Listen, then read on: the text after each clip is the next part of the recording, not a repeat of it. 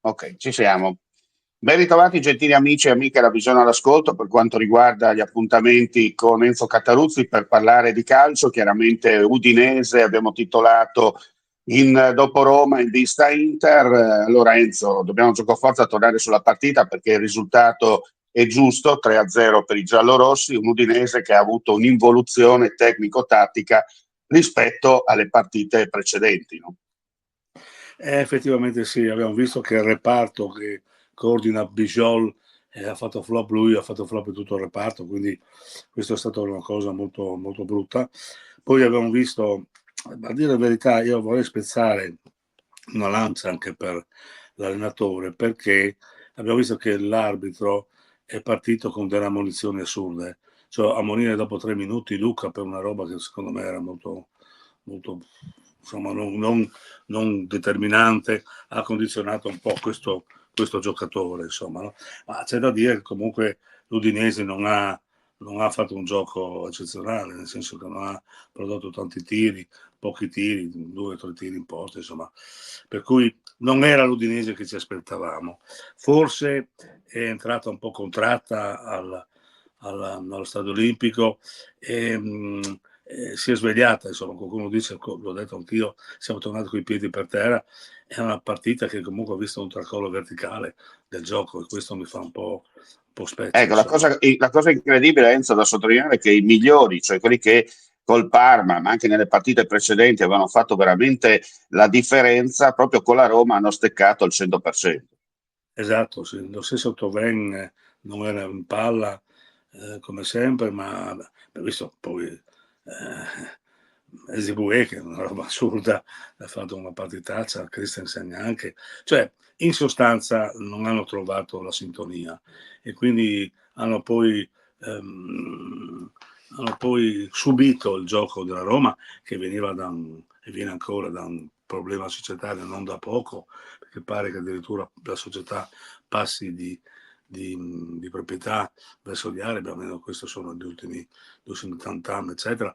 Quindi l'Olimpico che in qualche modo ha spinto anche la Roma a vincere questa partita, insomma ci sono stati tutti gli astri contrari in sostanza. Speriamo sia un episodio, non dobbiamo illuderci che l'Udinese possa vincere il campionato, per amor di Dio, ma dobbiamo perlomeno sperare che con l'Inter torniamo a fare una partita ragionata, giocando in verticale, senza paura, e soprattutto che i giocatori cardini come Bijol, come Toven, siano in grado di guidare la squadra, perché questo fa paura, no? Se dovesse essere un altro flop, va bene, diremo l'Inter è la favorita, per l'amor di Dio, però abbiamo visto anche l'Inter ultimamente con il Milan, non ha dato il massimo, non ha dato il massimo. Quindi qualche speranziella, come Mm. si dice. D'accordo perfettamente con quello che stai dicendo. Senti, chiaramente ci dobbiamo avvicinare a questa gara che è in programma, ricordiamo, sabato alle 15 allo Stadio Friuli. Chiaramente è una sberla quella presa a Roma che potrebbe, come si dice, far ritornare con i piedi per terra, come hai sottolineato tu, l'intero staff, ma anche forse i tifosi, come si dice in questi casi. Vabbè, adesso dobbiamo giustamente gioire, dire, approfittare dopo magari periodi veramente bui da queste parti. Ricordiamoci che ci siamo salvati proprio negli ultimi minuti nella passata stagione. Però è anche Esatto. vero che ecco, ricordiamo che sono però anche degli schiaffi, come si dice, utili proprio per ripartire col piede giusto in vista di un'altra partita fondamentale contro un Inter che effettivamente è alla portata dell'Udinese. Sì, io credo questo, che comunque sia, noi abbiamo visto l'Udinese ai primi posti della classifica, lo ha ancora al secondo posto, quindi questo ci fa ben sperare perché scatta un po' anche l'autostima nell'ambito dei giocatori, no? Un'autostima che li porta a capire che insomma loro possono fare anche delle partite di un certo livello, ecco. E quindi io penso che l'allenatore che comunque ha dato delle regole, gioco verticale che non vedevamo da tanto tempo al Friuli, ma anche a Parma, un secondo tempo strabiliante, eccetera, è mancato questa ripresa, diciamo così, gagliarda, volitiva e soprattutto propositiva, no? La volontà di giocare per il risultato. Penso che comunque l'Inter sia stimolante in casa, perché avremo un pubblico sicuramente a favore, perché ci saranno tanti interisti, come sappiamo sempre, quando gioca una grande squadra, Udine, metà stadio è della squadra che viene ospitata. Però, insomma, io penso che l'Udinese sia ben posizionata. Non dobbiamo sempre, se qualcuno dice, ma cosa credete? Andremo in fondo alla classifica presto.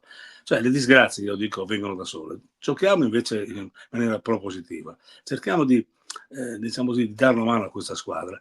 E io penso che io e te, quando abbiamo commentato le partite udinese, anche il scorso campionato, abbiamo cercato di trovare la possibilità di spiragli positivi, non negativi. Certamente dobbiamo dire quello che è, insomma, no? Questa partita è stata un flop, ma speriamo che proprio il riscatto a Udine contro l'Inter ci dia questa ulteriore spinta per andare a fare una bella partita di campionato. Non dimentichiamo che abbiamo la Coppa Italia nel frattempo con la Salernitana, e questo potrebbe essere un viatico Un che buon varrebbe. allenamento, dai, anche per Boh. preparare al meglio, no? Capire subito se effettivamente quello che è successo domenica è già passato, lasciato negli annali, nell'albo d'oro, come si dice, però Sì. già con una squadra in vista immediata per quanto riguarda il campionato. Come hai detto tu giustamente, mercoledì alle 18 ci sarà la sfida contro la Salernitana, è gara secca.